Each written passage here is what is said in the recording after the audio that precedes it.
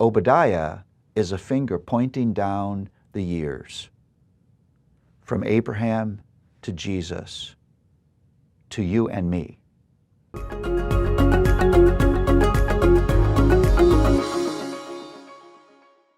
Well, Obadiah is an oracle against Edom. Now, you probably don't know what an oracle is. So an oracle is a message passed down by one of authority.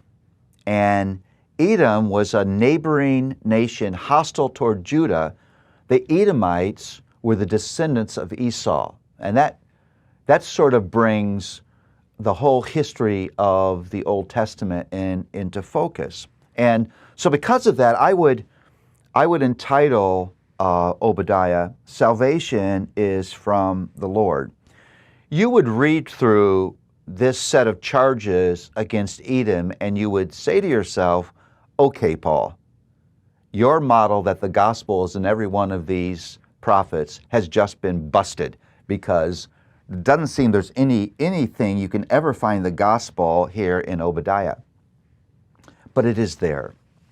And it goes right back to the fact that in every way you would mean these words, salvation is from the Lord. It is God who chose to place His grace on Jacob and not Esau. And it's God who now is extending His favor to Judah and not Edom. And where's the hope in that? The hope is this: if God did not first choose me, I would never choose Him. It takes grace to desire grace.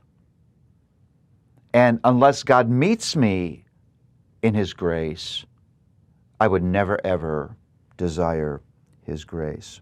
There are four ways that Obadiah demonstrates that salvation is from the Lord. Here's the first: it's the Lord who chooses.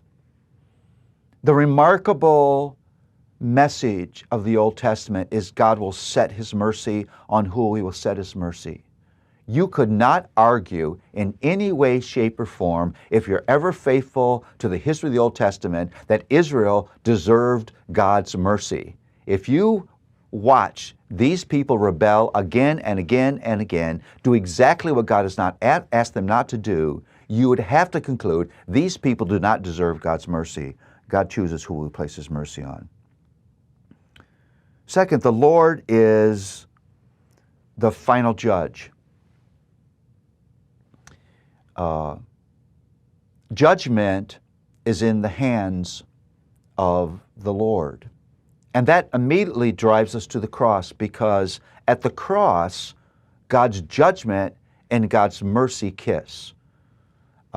Judgment is meted out on Christ as a penalty for sin, so that mercy would be delivered to those whom God has chosen.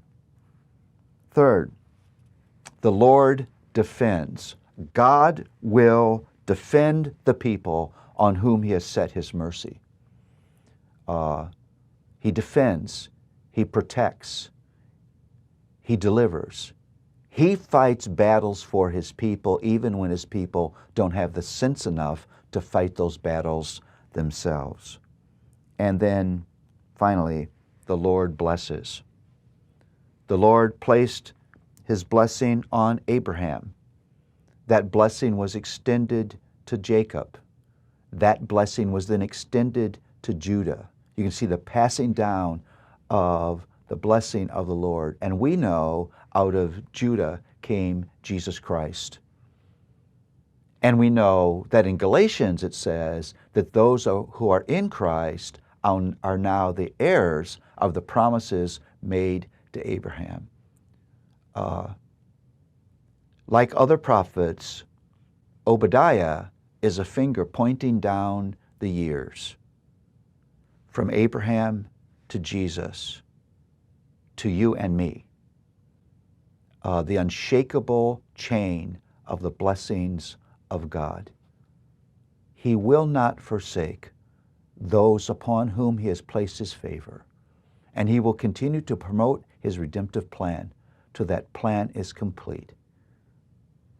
When you read Obadiah, you should hear echoing in the background the words of Christ, "It is finished." God will complete his plan. He will do what's necessary. He will bless his people.